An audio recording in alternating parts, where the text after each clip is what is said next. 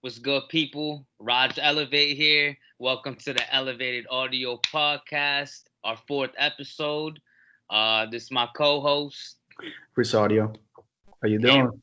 we have a special guest here today. My boy, go ahead and introduce yourself. Yo, Treble, man. Daytona Beach, Florida, stand up. Yeah. I'm at trouble. Yeah, I'm at trouble. How long? We went way back, bro. Like it's been years since we. I think at Chris's event, the hip hop. Copper Rocket. Copper Rocket, was it the first time I seen you perform personally? Right. I had heard of you through Chris, and then I went out to the Copper Rocket. Me and Fleetwood came out there, Chris. You remember that? Of course. And then, Nice. yeah, and that was the first time I seen you perform, bro. That was, fuck, how long ago was that? 4 years now? 3 years? I don't even That remember. Let's see, Copper Rocket. That was like 3 years, I think. Yeah, That's I think I was like 17. I That's the want joint to say Maitland, right? Maitland. Yeah. Yeah. I was where I met Split Soul for the first time, too. Oh, word. Yeah, That's right, yeah. because we had done for real. We didn't. Yeah. So maybe that was like even the year before that because we had toured a couple times through Daytona Mm-hmm. with Split. Yeah, So see. maybe that was the year before that. Yeah. Damn. Yeah, bro. It I mean, had shit, to I've be. known you since like 14 because that was the first time we did a show in Daytona. Yes, bro. It's crazy. You introduced me. If it wasn't for you, I wouldn't know Def B. That's crazy right there. Oh, Chris introduced you to Def B? So You know how funny old I am? I backstory, don't even remember that. So I bro. love how things So connect, man. I I love that. remember that show. I remember doing the show in Daytona with you, that dude Majestic, who I haven't spoken to in years. Um, yeah, he was nice with it. I don't know yeah. why. I don't know if he stopped making music or what, but he was nice with it. He Um, was. I forgot. yeah, Yeah, man. I mean, he was an older head, but he was pretty dope. yeah. And then I don't remember who else was on that show. I don't know if Def B was on that show or what. In any event, it doesn't matter. Oh, I mean, we all glad I was able to make that connection there for you because, yeah, that's good people's right there. Yeah. yeah, bro. I just real quick, like you made like a hell of a connection with this one move, bro. So backstory: Chris had this show set up with Cesar Comanche at Tiernanog, and then I'm recording at Chris's house. Me and my fam came out Oh, there. that's right. Yes, I didn't even set that shit up. I didn't even set up that show. So word.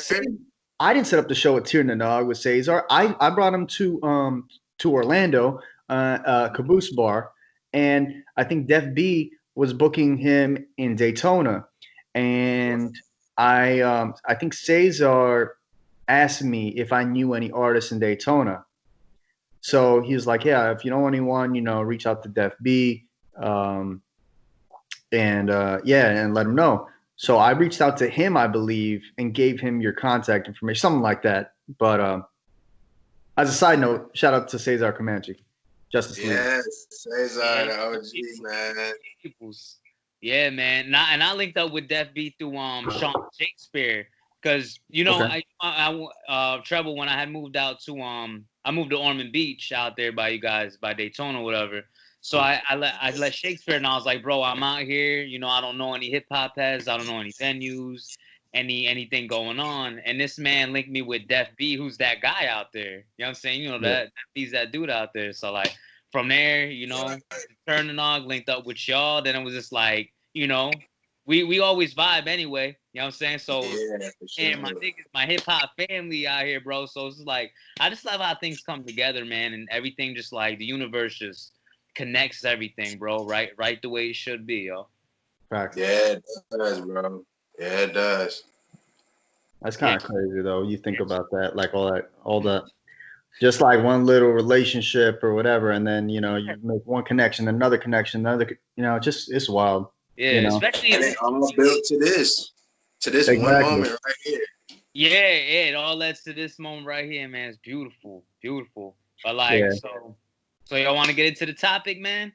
Yeah. Let's Sure, get man. Today's Yeah. topic. So Okay.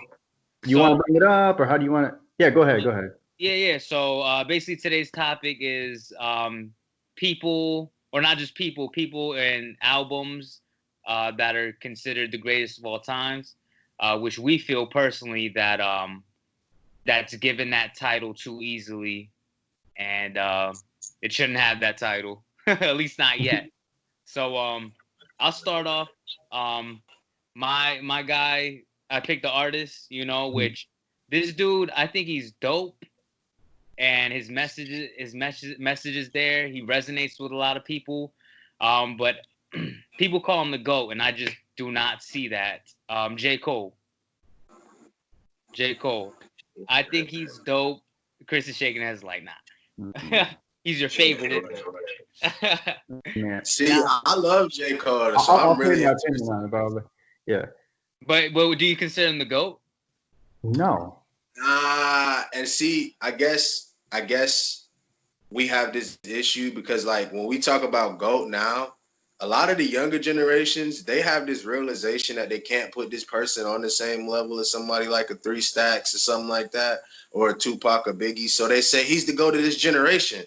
So from that perspective, is that possible to say that? No, it's not the greatest of exactly. It's the greatest of all time. But here's the thing, though. Like, if we're talking about like GOAT, right? We're talking about like someone could be like legendary, like in their own right, right? And that's another word that gets thrown around a lot. But someone like what's the parameters on GOAT, right? Let's just say let's just say it's top 10, right? That we're talking about, understanding that like there can't be like one GOAT. Obviously, art is subjective, right? And there's different ways to slice this. So let's just call it top 10, right? If we're talking about like a GOAT list, is J. Cole better than Biggie? I don't think so. Is he better than Nas? I don't think so. Is he better than Jay? I don't think so. Is he better than Rakim? I don't think so. Is he better than Eminem? I don't think so. Like, we can go down, like, we can all create our own top 10. And I promise you that every artist, 3 Stacks you referenced, you can create your own top 10. And like, I promise you that Cole is not better than any one of those 10. No. And I say that while I've been bumping his music a lot, even in the last 24 hours. I really, really, really like this dude's music. I really appreciate the art that he puts out. His content is really good. Right. But he doesn't do any one skill like at like that elite level. He is not an elite MC by any measure. He is not an elite lyricist by any measure. Like, I want to chime in on that tip because I think that J. Cole represents, I think the reason he gets the reverence he gets is because he represents a different type of artist for this time specifically.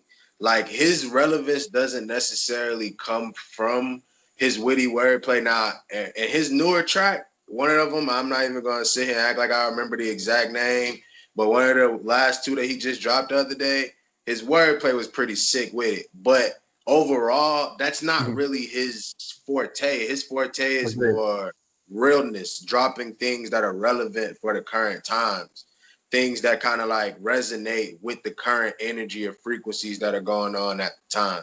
Yeah, and I think that a lot of people, he speaks to a actual generation of a type of people. Yeah, I mean, but my thing with calling him the GOAT is that his longevity isn't there. And to be the greatest of all time, you have to have like a plethora of resonating music. You know what I'm saying? He's just like a speck. Yeah, I mean, take his greatness from him, but like he's just like a speck of greatness, but not the greatest of all time. But here's the thing, though, like what you just said, and like we can say like J. Cole's music, like Tr3bel, like you said, his music does resonate well. And I'm not saying that they're the same person or anything like that, but like his music resonates really well for this era, the same way that like Pac's music resonated very well for that era, right? Yes. Here's the difference, though, Raj. What you said, that is the point. We can still hear Pac's music now and be like, "Fuck, this still resonates. This is still even more now. I think Pac shit resonates even more in the climate in the world right now. Right, and Cole's music is still too recent to put that, Okay. it needs to be put into context, and we need to give these things time. GOAT, legend, classic, these words that we're talking about, these things can really, truly only be put in context of, they need to be given time, to I think you could say he's a great MC. He's a great artist. He's a great artist. Let me ask you this. He's a great artist. Is it possible to have an instant classic then, based on this notion? No, I don't think so. I think that's like I think it's just a word that gets thrown around out there to say that something is really great. I think it's almost oxymoronic, to be honest with you, in my opinion. Because I think even if you look up the definition of classic, it's something that endures. How can it endure if it just came out last week? Classic means like to stand the test of time. Like Rakim's joint, got the name of that track. Beautiful. Huh? Sorry, go ahead. Yeah, one of Rakim's I was just blurting out shit. Yeah, I forgot the name of the track, but like this one track, that shit is a classic, bro. Like you hear it and it's like, okay. Or like I don't know if you were talking about like an album or a song or. Nah, it's just a single. I think it's Rock the Mic or something like that. But even like DMX. I used to let the mic smoke, and when I slam it, when I'm done, I make sure it's broke. Yeah. That's a classic. Like even DMX Slipping and Falling, that's a classic song to me. You know what I'm saying? So basically, I guess the perspective that from your perspective, what y'all saying about classic is a classic can't actually be a classic until it's been around long enough to actually earn that reverence. Right. Okay, I'll give you an example. I remember, and I don't know if either one of you agree with me on this. This is a separate episode. This topic here, but like if you go back, I think 2006, 2007, Lupe Fiasco, Food and Liquor. At the time, I was like, this is a great album. This is an excellent album, like top to bottom, right? I couldn't say it's classic then. It's been 14, 15 years now. I think it's been enough time now where we can be like, okay, maybe it's in that conversation. Maybe this is a classic album, because I listen to that album probably once every few months, like beginning to end, and I'm still just like. But how many people would you say are listening to it? Does it matter how many people are listening to it 20, 15 years later before it can be considered classic? Because I personally, as much as I love Lupe, I think his music is transcendent, but I don't know nobody listening to Food and Liquor outside of people like us who listen for that level of lyricism on a regular. You know what I'm saying? So it's like, can it be considered a classic if but people don't talk about Oscar Robertson either, and he's one of the best basketball players ever. Touche. You know what I'm saying? Like, I mean, that's my. If I'm playing devil's advocate, if I'm gonna just, I don't know is the answer. I mean, I don't like. Okay, fine, that's Lupe Fiasco. What about an album like Blue in Exile, Below the Heavens? In my opinion, that's one of the best albums I've ever heard, period. So obviously, I'm calling it classic in that vein, right? And it's been out for 12 years now. So, it does have some time that's elapsed since then, right? And comparatively to like mainstream music, nobody's really checking on that. Blue in Exile have their core following, like people like me and you, and what I don't even know how big their fan base is, but it's not like even Lupe, let alone mainstream shit. I get you, but it definitely can still be considered a classic due to the level of great work that was put into it. I get what you get. I'll get what you're saying. So let me ask you this: based on that, based on what we've said so far, and based on Raj's perspective on Cole. Do you think that Cole's music will still be relevant 10, 15 years from now? No. I don't think it will be. I see. That's where I disagree. And that's why I say I think so. Personally, this is a personal opinion. I think so. And this is why. I think that it will, because it stands out compared to everything else during this era. Because it's different from the wave of this era, right? So whether you think it should because it's good enough or not, I think it will kind of be remembered, and history tends to be pretty kind to how we remember people. So people will be like, "Oh yeah, that album's a classic or whatever." And if we were to go back and listen to it, we might not necessarily think so in 10 years that J. Cole's albums are that particularly good. Like even his first album, the hell was his first album called? Sideline Story. Dream. What's that? Oh yeah, Yeah, that yeah, album. Yeah, that album. So, Yeah. Like I was listening to that yesterday, and like there's some really, really, really good tracks on it. There's also some tracks on there that I'm just like, whatever. now, Yeah. how you feel about Friday Night Lights? Because I thought Friday Night Lights, which was a mixtape, was way harder than his first like 2 or 3 albums. I think the song Autograph is better than everything he's done. That song's fire. Even the warm up. But yes, that mixtape is fire. The warm up is hard. Yeah, true. I don't know if the warm up was before Friday Night Lights. Probably, I think it was. Yeah, right. It was. But by the time he got to Born, I think it was Born Sinner. He tried to get too commercialized, and that's where he really lost me at. Yeah, I agree with that. I actually did not enjoy Born Sinner as much as a lot of other people did. There was a few songs in there that I'm like, wow, this is good. But the rest of it, I found to be very, very skippable. And see, he even had his own personal gripes about that particular album. That's why I'm specifically looking at an album like KOD for this particular conversation. Its relevance for the younger generation, I think, it will make it last that long because when they become adults, then they'll hear what he's saying in this song from a totally different perspective. Like the song Brackets, for instance. Yeah. I don't know too many rappers who got a whole song talking about taxes. You know what I mean? Like that's pretty dope. And like the way he delivered it is just like, damn, like you know what I mean? Like that stay the same, then yeah, you could say he could be relevant in that time. But I feel like his shit won't stand the test of time. That's just my personal opinion. You know what I mean? Hey, I think that's just how we see. Long enough to find out. I think that like old men having this conversation. You know what I'm saying? Yeah. I told you with our walkers. Like I told you, he'd be around. I remember like 2 years. I mean, you remember, Perception. Yes, that's my guy. That's my dude, man. That's my brother, man. And I was talking to him a few years ago, and I was talking to him about like a lot of these younger cats coming up, and I was talking about like Lil Yachty, like specifically, and I was like, I don't care about that like at all because it's just like they're just trying to capture like a specific sound. It's just like the fad like artist. It's just like what's cool right now. There's nothing like special about dude's music. There's nothing transcendent about his music. No one will be talking about dude in a few years.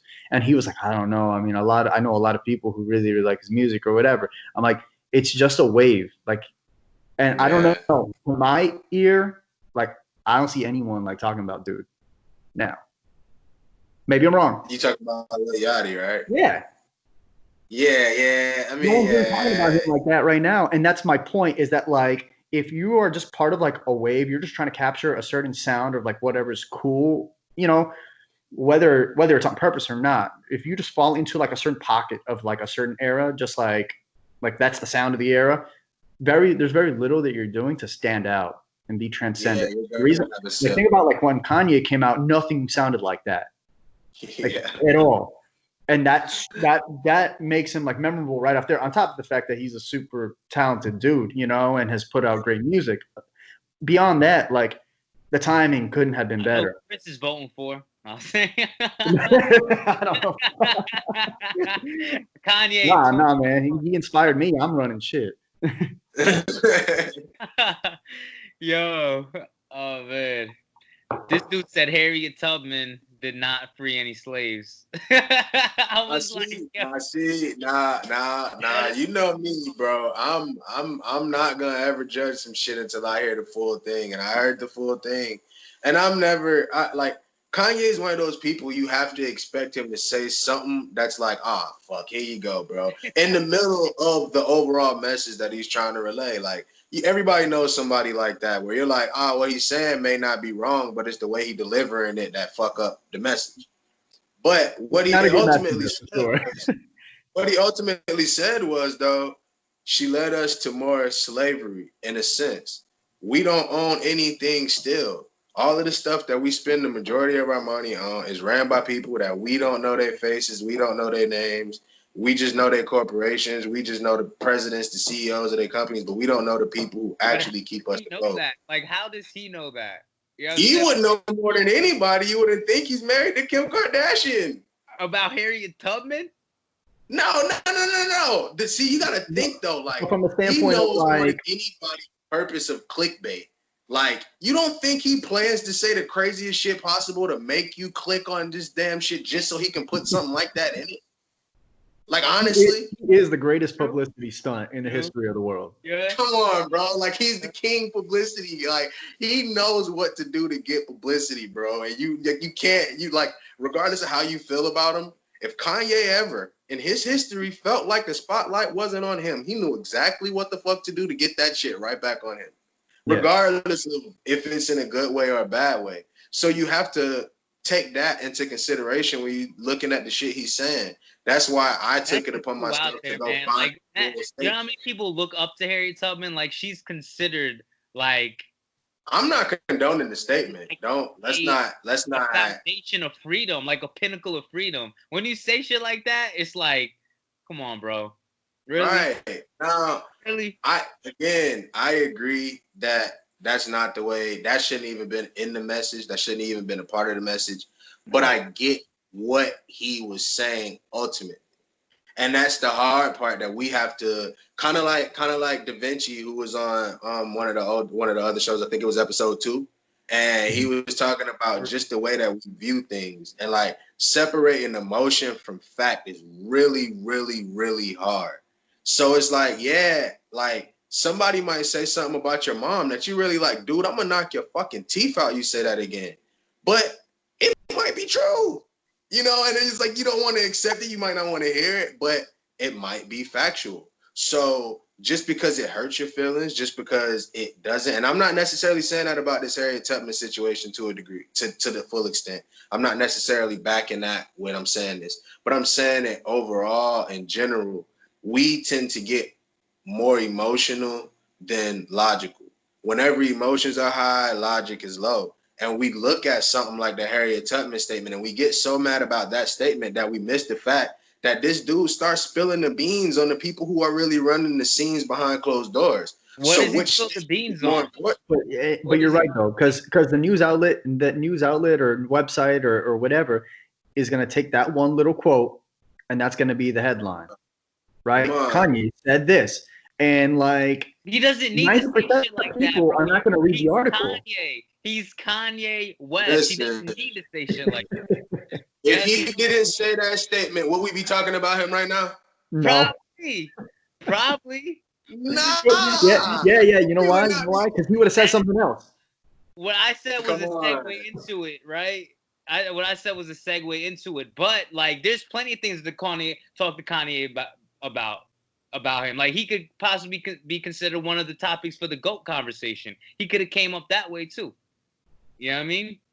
Yeah, but he been lost that shit, bro. The moment he married Kim Kardashian, he was never gonna be like reverenced as the GOAT, bro. Like it's just he lost. He knew what he was doing. I feel like he took a L on purpose to try to come up in another way.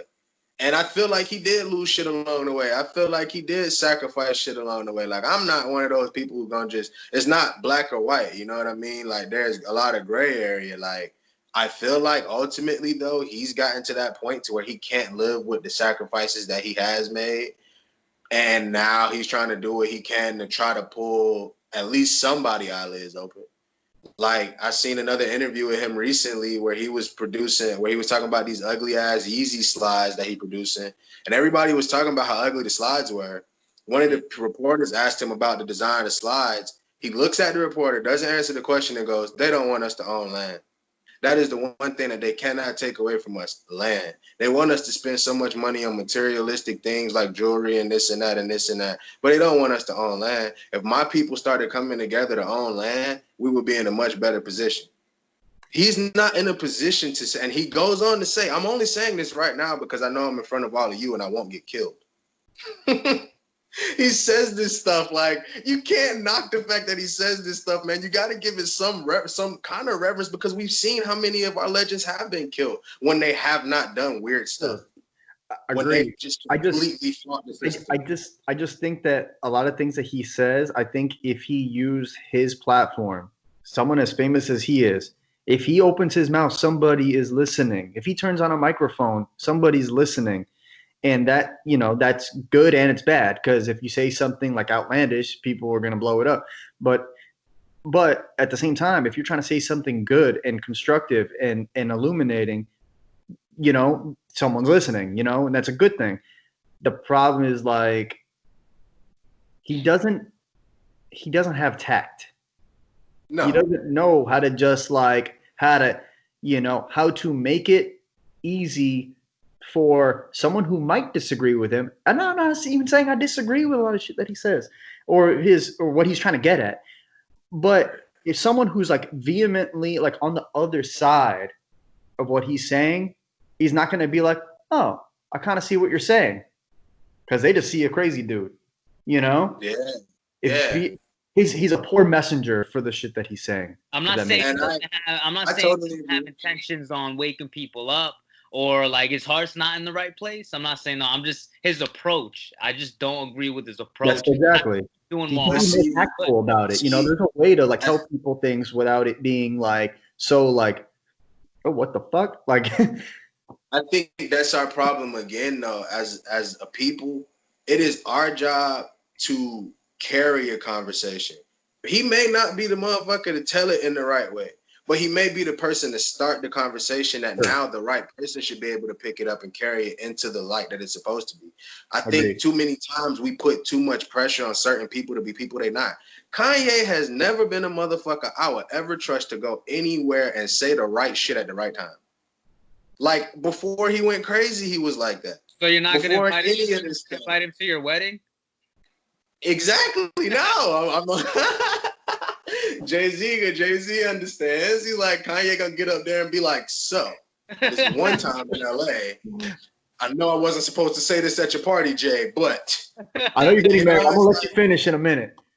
Come on, like I can't risk that, man. It's like I still love you, but you gotta like if you really love somebody and if you really love yourself, you gotta be able to be honest. Hey, bro, what you do is what you do. I love you, but keep that at a distance for right now. We'll reconvene later. You know what I mean? It's not.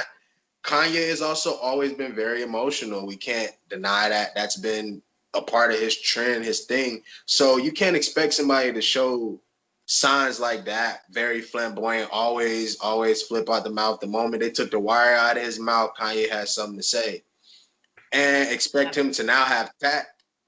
You know, it's our job to decipher what is real and what isn't, because nobody else is talking about Ice Cube right now. Ice Cube been dropping some gems. But again, go ahead. No, go ahead. No, go ahead. Go ahead. I'll let you finish. So like Ice Cube talking about some secret intelligence stuff, like, and he doing it in a subtle way, but at the same time, bro, look it up. He talking about this Black Cube stuff, bro. It's pretty intense. And it got to the point to where Kareem Abdul-Jabbar spoke out against Nick Cannon and Ice Cube, saying that they doing all this anti-Semitic stuff. So Ice Cube was like, "Oh, it's unfortunate that they gave our legend 30 pieces of silver to get off the plantation." You know what I mean? Type thing. And it's like, it sucks that we're watching legends like Ice Cube and Kareem Abdul-Jabbar go at it. But what are they going at it about? Why would Kareem Abdul-Jabbar go out of his way to say something about Ice Cube when Ice Cube is talking about stuff like this? And I looked it up. If you type in Black Cube, it's going to show you something. It's going to show you this company. It's going to show you who runs this company. I would have never known that if Ice Cube didn't post that. You know what I'm saying? So why would a legend like Kareem Abdul-Jabbar then go to a radio station and speak out against him and Nick Cannon when we're supposed to be pulling the lid off our eyes, the wool off our eyes and seeing things clear? He's supposed to be a legend who's leading the way. What did Kareem Abdul-Jabbar say about basically? He basically saying that y'all are the reason that things are so bad because of all of these anti-Semitic statements that y'all are making. Y'all are not helping our fight better. Y'all are making it worse in a sense. I'm paraphrasing. That's not like, quote, Yeah. but in a sense, that's where Kareem was getting at. But at the same time, now is the time that we're supposed to be having these conversations. Nick Cannon was talking about the companies that run the media, the families that run the media, stuff like that. This is the stuff that our culture, and not just black people, and I think this is something we get fucked up so many times when we say our culture, we just think, black people. No, the culture of fucking human beings who want to advance and be on a different tip and treat humans like humans. That culture is in a trend forward. You know what I'm saying? And somebody like Kanye's message is not necessarily the best message to be on the forefront, but it's a part of the overall revolution that needs to be taking place right now. And somebody like Kareem Abdul-Jabbar, you would think would want to be in that. But what we tend to see is there is a generational gap between what type of revolution people want to see. Older heads want to see a diplomatic revolution on paper, taking it to the laws, taking it to Supreme Court. But we know that ain't gonna work. That's never worked. We done had this country for how many years now? You know what I mean? When has it ever been It's different? just we haven't had the right people in those positions to make a diplomatic change. How can you put people in those positions? Vote them in. Okay, so let's look at the governor of Georgia, bro. The governor of Georgia, while running for the governor's seat, was the head of the voting department, bro. That's illegal as hell. He was supposed to step down from his position, but nobody made him. So he controlled the votes that went into his own voting process. I'm not saying it's going to be easy to do that, and it might not even be in this generation. But it can. How else can we bring about changes not from the inside? Create laws, but you can't create laws in a system that is redundant. You feel what I'm saying? The system is meant to be confusing. The system is meant to not work properly. The system is meant to be. We need people in there that will make this shit work. Because what are we? They're not going to be in there. You seen what happened to JFK? You seen what happened to anybody who get too far in there? Anybody who tries to do anything to shake it up, Come on, off with their head, taken care of, so to speak. It's unfortunate, but our real mission is to get away from politics. This is a conversation I'm normally scared to have. It's probably the only podcast I'll ever have it on. I'm telling you now. In America, you're gonna deal with politics. Like we're all supposed to leave America? Nah. Then but listen, okay. Let's play hypothetical. Oh no, I heard Bermuda is very nice this time of the year. hey, we slide and let me know. I'm gonna find an island and start my own country. Right, but like, dog, I'm sitting in the living room with my family, bro. Turn on the TV, show called Island Hunters come on. People are out buying islands. I'm thinking these islands are gonna be $50, $100 million, something stupid. Dude bought a 500-acre island for $10 million. $10 million bucks. Now think of all of the stuff that we've seen people spend with $10 million, and not once have we said, "Damn, we can own our own land, literally." Man, that they can't even come into. There's a condo in South Beach that sold for like $15 million. That's a condo. A condo. And you're still gonna pay fees on that. This is what I'm saying. Our revolution has damn island yourself. So we all get our own islands? I'm with it. But think of, okay, let's say hypothetically, right? Nobody votes. What's gonna happen? Our country's still gonna run. You better believe that shit. It's all a part of this system to make us feel like we have a voice. Nobody voted for Trump to be in fucking office, and look where he at. Tell me that he look at George Bush. Nobody voted for him to be in office, but somehow or another, they have when Al Gore wins, they have to be retested. Now all of a sudden the test are wonky and all of this crazy stuff. There's always something, bro. And that's been my plight with voting, because I told people like, yo, I don't want to vote because it doesn't matter. The electoral college are the ones that ultimately decide who is actually put in there. And they're telling me, hey, if they get enough votes, we might influence the electoral college to put somebody in there. I'm like, not really. I don't know. So I'm thinking more on a local level. That's too much work. Voting. That's too much work. Yeah. Yeah. Sorry, I didn't mean to cut you off. Nah, you good, good. I was saying, I was just thinking, because like I'm torn between voting or not as well. I'm on the same thing, like, yo, our vote don't matter, whatever. Then people are like, yo, on a local level it matters, on a a national level, whatever, it doesn't matter. So it's like, yeah, I mean, I don't Now know, man. on My a whole thing. local, Oh, go ahead. go ahead. No, I was just gonna say,